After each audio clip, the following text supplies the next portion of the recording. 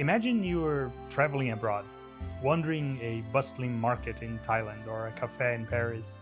Suddenly you hear someone speaking your language, your own country's accent. Instantly, you feel a spark of connection, a tiny thrill of recognition. Why does that happen? Why does meeting a stranger from your own country feel so meaningful, even when you never met them before? It turns out that sense of belonging is at the heart of national identity, and it's not as natural or ancient as you might think. About 500 years ago, almost nobody thought of themselves as Italian or German or even French. The idea that millions of strangers belong to the same nation, that's not ancient. It's not ancient history, it's a very recent invention. And yet, people today fight wars, cheers for their country sports, and shape their very identity around it. How did humans go from small village to believing millions of strangers are our people? The story of national identity is the story of how this powerful idea was actually invented. For most of human history, large national identities barely existed. People lived in local worlds. A farmer in medieval Europe identified with their village, their local lord, their church, their language or dialect, but rarely with a nation. Take Germany before the 1800s. It wasn't a single country. Instead, it was a patchwork of hundreds of kingdoms, duchies, and free cities inside a Holy Roman Empire. People identify as Bavarian, Saxons, or Prussian, but not as Germans in the modern sense. Italy was similar. Before the unification in 1861, the peninsula was divided into multiple states: the Kingdom of Sardinia, the Papal States, the Kingdom of Naples. Many people spoke dialects so different that neighbors couldn't understand each other. There is a book, The Idea of Nationalism, by Hans Kohn, who argued that nationalism is largely a product of modern history, not ancient instincts. For most of history, loyalty was local to the ruler, religion, or communities, not nations.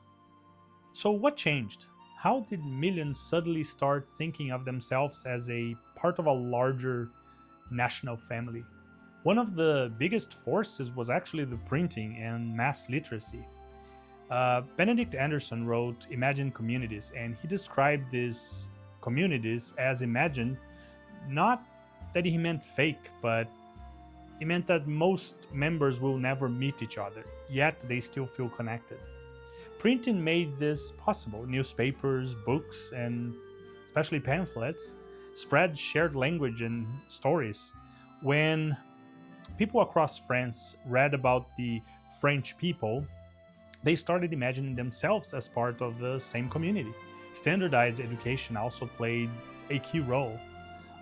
Governments began teaching national histories, national languages, national heroes. In 19th century France, schools replaced regional dialects like Breton or Occitan with standardized French.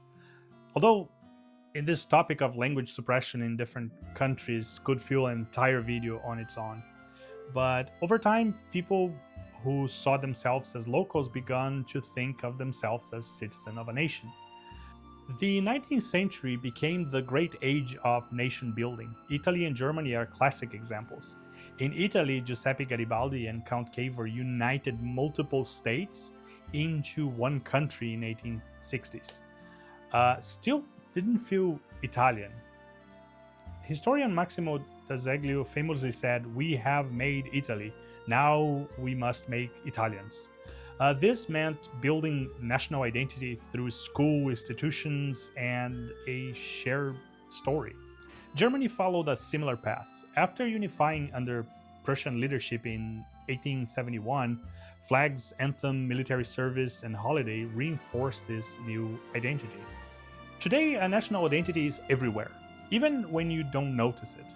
You see it in flags on government buildings, weather maps drawn along national borders, passport and currency, sports teams representing countries. Take the Olympics, for example. Athletes compete and billions emotionally invest not in the people themselves, but because they represent the same nation. National identity organizes large societies too. Taxes, laws, and voting all rely on shared sense of belonging. Without it, cooperation on a massive scale would be nearly impossible. But national identity is evolving. Global trade, travel, digital communication, and migration mean people now hold multiple identities: their country, their region, their religion, a global culture. The European Union is a great example. Citizens can move freely across borders and somehow feel both national and European. Countries like Canada and Australia emphasize civic identity, belonging based on citizenship rather than ancestry. Even so, national identity remains powerful. In crisis, in wars, or international competitions, national solidarity often becomes stronger than ever. The nation still organizes politics, laws, and governance around the world.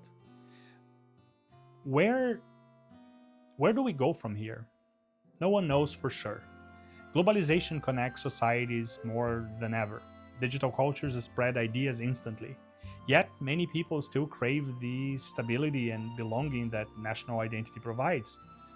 Nations aren't ancient tribes, they are modern social systems that allow millions of strangers to cooperate.